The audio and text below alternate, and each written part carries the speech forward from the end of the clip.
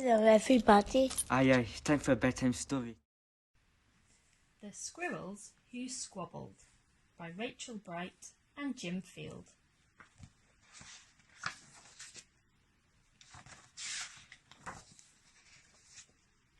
In a towering forest where summer had been, the cool air bit fresh and the mosses grew green, and as autumn edged in and the sky raged red, the sleepiest creatures got ready for bed.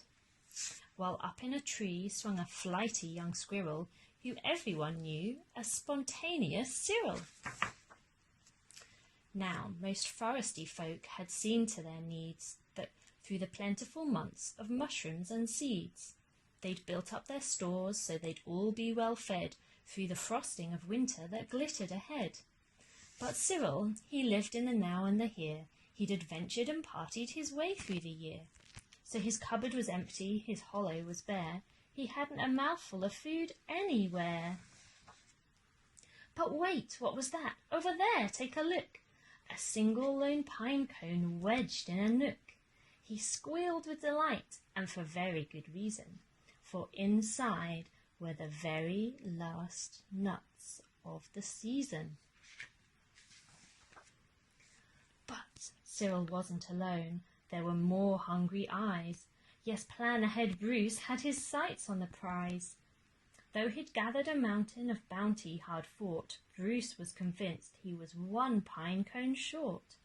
I simply must have it, he wistfully cried, as he dreamt of the fresh, juicy pine nuts inside. So as Cyril set off on his way to the ground, Bruce, he was also last pine cone bound. They sprinted and scurried with no time to gamble. They scratched at the bark in their scampering scramble. But their panic and haste shook the tips of the spruce, and the pine cone it trembled, and then it came loose. Both squirrels gave chase at a lightning pace. This was the start of a wild nutty race. "It's mine," shouted Cyril. "No, mine," hollered Bruce. "You don't stand a chance. Give up, it's no use." "I'm hungry," cried Cyril. "This cone is not yours." "Stay back," shouted Bruce. "This cone's for my stores."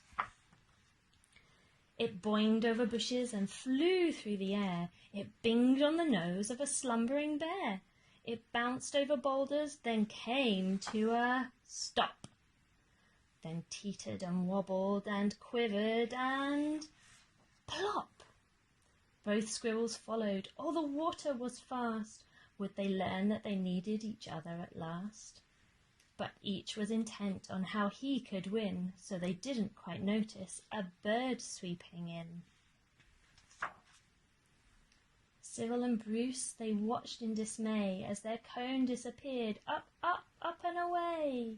"Come back," shouted Cyril. "There are nuts," exclaimed Bruce. But all hope was gone. It was simply no use. And meanwhile they drifted right up to the ledge. Greed, it was driving them over the edge. Cyril and Bruce, they had taken a fall. They were paying the price for wanting it all. They'd squandered their chances to team up and share. Would their nutty young hopes simply end in despair? Bruised and bedraggled, they swept past dry land. Cyril grabbed at a branch with a trembling hand. Catching Bruce with the other, he heaved and he huffed, and dragged him to safety with panting and puffs. They stared at the sky, quite lost in deep thought, until Bruce looked at Cyril and let out a snort.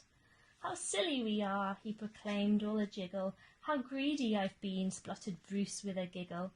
"We shall change from today, may the squabbling cease. We should celebrate, seeing we're both in one piece." From that day and forward they made a great pair. They would gather together and found they could share. Yes, Cyril and Bruce, they knew in the end the best thing to share is a laugh with your friend.